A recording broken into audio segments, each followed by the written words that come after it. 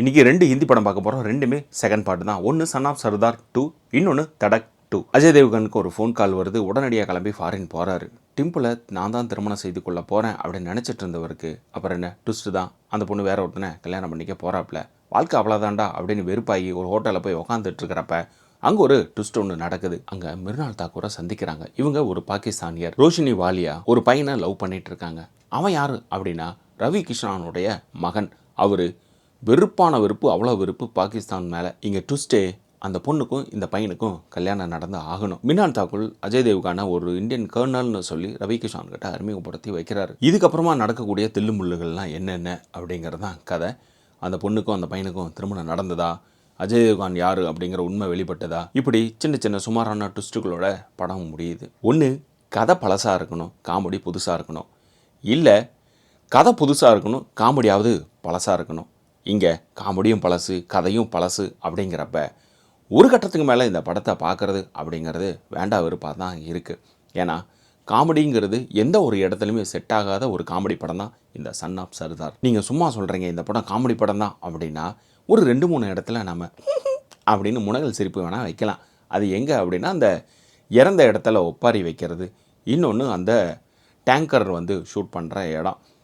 இதை தாண்டி நீங்கள் எந்த அளவுக்கு முயற்சி பண்ணாலும் எங்கேயுமே சிரிப்பு வராது இந்த படத்தில். பர்ஃபார்மன்ஸாக பார்த்தா வம்படியாக வேணும்னு நடிச்சிருக்காங்க இந்த படத்தில் நடித்தவங்க எல்லாருமே. ஏன்னா காமெடி வந்தாகணும் இல்லை, லொக்கேஷன் பார்த்துக்கிட்டா ஒரு செட்டை போட்டு முழு படத்தையும் முடிச்சு விட்டாங்க. 5-6 இடத்துல மட்டும்தான் வந்து உங்களுக்கு லண்டனை பிரம்மாண்டமாக காட்டுற இடமா இருக்கும். மற்றது எல்லாமே இன்டோர் செட்டுக்குள்ளாரே அந்த படத்தை முடிச்சிருக்காங்க. சில கார் சீக்வன்ஸ் எல்லாமே வந்து சிஜிலேயே போயிருந்துருக்கும். அப்பட்டமாக தெரியும் இது ஃபாரின் லொக்கேஷனே இல்லை, இதெல்லாம் சிஜி அப்படிங்கிற மாதிரி. ஸோ இது ஒரு பக்கம் இருக்கட்டும். கதை நல்லா இருந்தால் இதெல்லாம் நம்ம கவனிக்கவே மாட்டோம். கதையும் காமெடி நல்லா இல்லாமல் போக தான் ஆர்டிஸ்ட்டை தாண்டி பின்னாடி என்ன இருக்குங்கிறத நம்ம பார்க்க போன விளைவு தான் இது.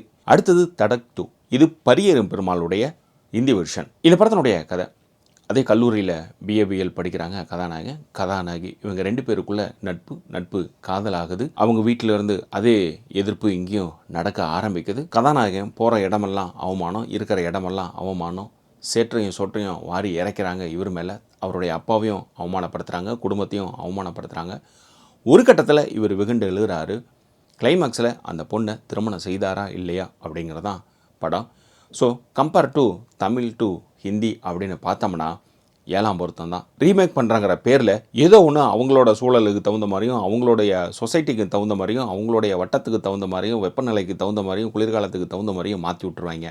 அப்போ ஒரிஜினல் வெர்ஷன் மாதிரியே இருக்குன்னு நம்ம போனோம்னா நம்ம ஏமாந்து தான் போவோம். நாம் சொல்ல வருது கமர்ஷியலான ஐட்டங்களை பற்றி கிடையாது. சாதிவாதம், வர்க்கம், பெண்ணியம், பாலின அடையாளங்கள், இது எல்லாமே சொல்லணும் அப்படின்னு முயற்சி பண்ணி மேலோட்டமாக சொல்லியிருக்கக்கூடிய படம் தான் இந்த படம். எவ்வளோ தான் தமிழில் கம்பேர் பண்ணாலும் இது தாங்க இப்படி தாங்க அப்படின்னு தமிழில் பண்ணியிருந்துருப்பாங்க. ஆனால் ஹிந்தியில் இதெல்லாம் வலுக்கட்டாயமாக காட்டணுமா, அவங்கள அவுட் ஆஃப் ஃபோக்கஸில் காட்டுங்களே அப்படின்ட்டு என்ன வேணுமோ அதை அவுட் ஆஃப் ஃபோக்கஸில் வச்சுக்கிட்டு மேலோட்டமாக முன்னாடி கதாநாயகனை மட்டும் நிறுத்தி வச்சுருந்துருக்காங்க. அதுவும் இந்த படத்தில் கதாநாயகி தான் அதிகபட்சமாக ஸ்க்ரீனில் தெரிவாங்களோ தவிர கதாநாயகன் தெரிய மாட்டாங்க. அதுக்கு இந்த படத்தை இவங்க எடுக்காமையே கூட இருந்திருக்கலாம். சொல்ல வந்த விஷயத்தை ஆணித்தரமாக வெளிப்படையாக சொல்லியிருந்துருக்கணும். அதை இவங்க சொல்ல மறுத்துட்டாங்க. இந்த படத்தில் குறிப்பாக ஒரு டைலாக் என்ன அப்படின்னா, அநீதி சட்டமாகிறப்ப எதிர்ப்பு அப்படிங்கிறது கடமையாகும். ஸோ இது வேணால் நல்லா இருந்தது. ஸோ இந்த 2 படத்தில் உங்களுக்கு எந்த படம் பிடிச்சதோ அந்த படத்தை நீங்கள் தேட்டரில் பாருங்கள். ஒன்று தமிழ் ரீமேக்கு, இன்னொன்று பழைய கதையெல்லாம் சேர்ந்து ரீமேக்கு. ஸோ இதே போல் நம்ம சேனலில் மற்ற படங்கள் ரிவ்யூ இருக்குது பாருங்கள். மறக்காமல் சப்ஸ்கிரைப் பண்ணிட்டு மற்றவங்களுக்கும் ஷேர் பண்ணுங்கள்.